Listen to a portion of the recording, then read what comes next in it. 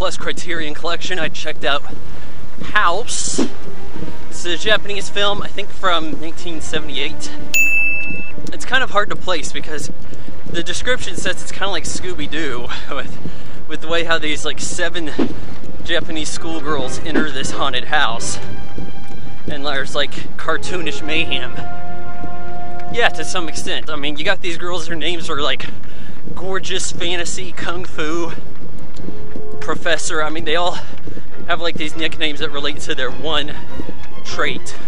And they're headed to Gorgeous's aunt's place in the country. They find the aunt.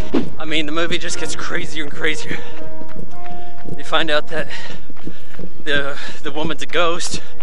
Everybody gets attacked by the house. There's a cat portrait that seems to have some kind of possession over it. But the bad deal is, you kind of feel for these girls. Like, you get to know them, and you feel kind of bad when they get killed off. Particularly Kung Fu, because it seemed like she was in line to save the day, in fact. Ultimately, everybody gets killed off. Then Gorgeous's soon-to-be stepmom arrives at the house. In case you forgot, early in the movie, she was going to meet them there. And she's pretty much killed off too. But I found the movie a little troubling because it takes itself very light, but at the same time the special effects are very unpolished, to say the least. There's a lot of chroma key effects with just poor matte work.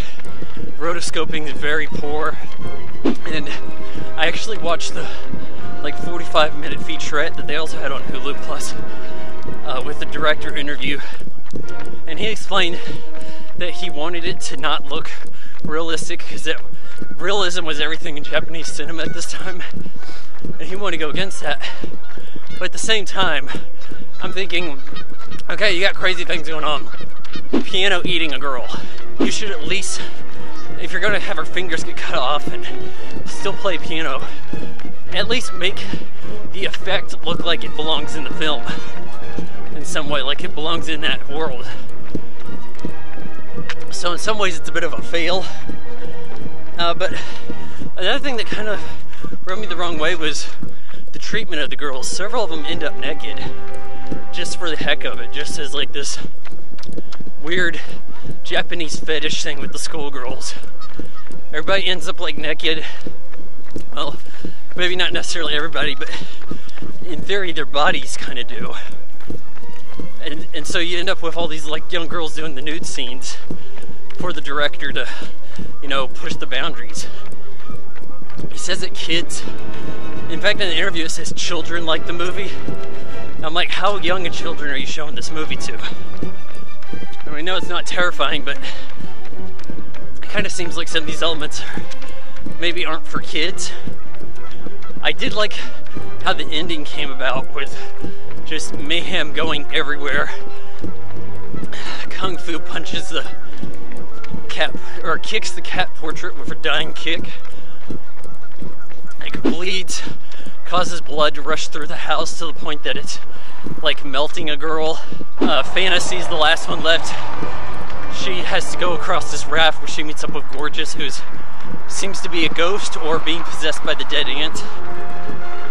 Not really sure which of the two there. But,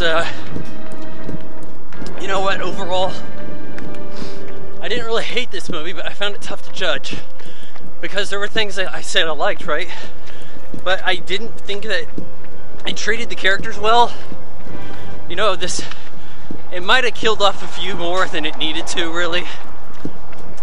And I kind of felt like this needed a happy ending because you felt for the girls. And it's kind of been a while since I checked out a movie and was like, oh hey, these characters are kind of endearing. I mean, Kung Fu in particular, she's got like her own theme song that plays whenever she's doing her action bits. And it's just a movie I have to give like 2 out of 4 stars to.